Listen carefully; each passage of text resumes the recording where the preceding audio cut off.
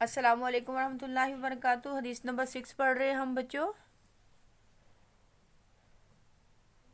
اعوذ باللہ من الشیطان الرجیم، بسم اللہ الرحمن الرحیم۔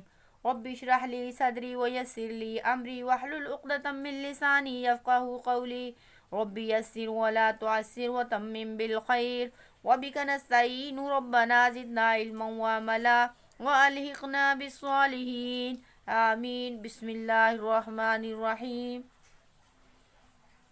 من جس نے احبا محبت کی للہ اللہ کے لیے، من احب للہ جس نے اللہ کے لیے محبت کی، وہ ابغضا اور بغض رکھا، غصہ رکھا، للہ اللہ کے لیے، وہ ابغض للہ اور اللہ کے لیے غصہ رکھا یا اللہ کے لیے بغض رکھا، وہ آتا اور دیا للہ اللہ کے لیے، وہ آتا للہ اور اللہ کے لیے دیا، وہ منع للہ اور اللہ کے لیے ہاتھ کو روکے رکھا۔ فقد تحقیق استکمل الایمان اس نے اپنے ایمان کو مکمل کر لیا۔ من احب للہ و ابغض للہ و اعطى للہ و منع للہ فقد استکمل الایمان جس نے اللہ کے لیے محبت کی اور اللہ کے لیے بغض رکھا اور اللہ کی رضا کے لیے عطا کیا اور اللہ کے لیے ہاتھ کو روکا تو اس نے ایمان کو مکمل کر لیا۔ ہاتھ بیٹا اپنے بریکٹ میں لکھنا ہے، یعنی دینے سے ہاتھ کو روکا۔ تو تشریف کی طرف آ جاتے ہیں۔ اس حدیث مبارکہ میں تکمیل ایمان کے 4 اصول بیان کیے گئے ہیں۔ کتنے اصول بیان کیے گئے ہیں؟ 4 اصول بیان کیے گئے ہیں۔ نمبر 1 من احب للہ اللہ کے لیے محبت کرنا۔ نمبر 2 وابغض للہ اور اللہ کے لیے بغض رکھنا یا غصہ رکھنا۔ نمبر 3 وآتا للہ اللہ کے لیے عطا کرنا، اللہ کے لیے دینا۔ نمبر 4 ومنع للہ اور کسی کو عطا کرنے سے ہاتھ کو روکے رکھنا، وہ بھی صرف اللہ کے لیے۔ یعنی اس حدیث میں ایمان کے تکمیل ایمان کے 4 اصول بیان کیے گئے ہیں، اور وہ کیا ہے؟ من احب للہ وابغض للہ وآتا للہ ومنع للہ فقد استکمل الایمان اللہ کے لیے محبت کرنا، اللہ کے لیے بغض رکھنا، اللہ کے لیے عطا کرنا اور اللہ کے لیے ہاتھ کو روک لینا۔ تشریح: حضور اکرم صلی اللہ علیہ وآلہ وسلم نے اس حدیث میں ان 4 اعمال کو ایمان کی تکمیل قرار دیا۔ کن 4 اعمال کو؟ اللہ کے لیے محبت، اللہ کے لیے غصہ، اللہ کے لیے عطا کرنا، اللہ کے لیے ہاتھ کو روکے رکھنا۔ اللہ تعالیٰ چونکہ انسان سے محبت کو رکھتا ہے، لہٰذا انسان کو بھی چاہیے کہ وہ اپنی محبتوں اور الفتوں کا مرکز اللہ تعالیٰ کی ذات کو رکھے۔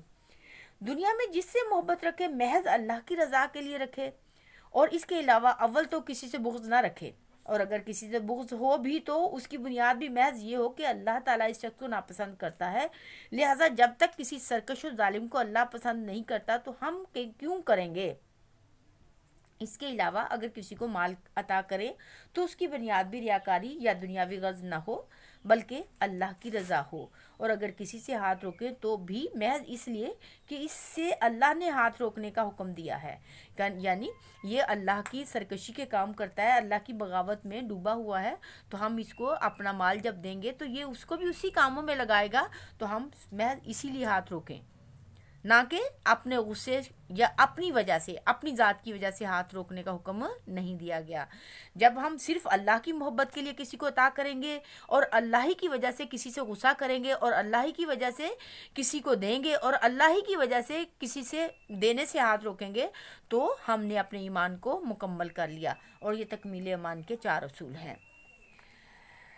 اب ہم شارٹ کوسچن کی طرف آ جاتے ہیں۔ تکمیل ایمان کے کتنے اصول ہیں؟ تکمیل ایمان کے 4 اصول ہیں۔ تکمیل ایمان کے کون کون سے اصول ہیں؟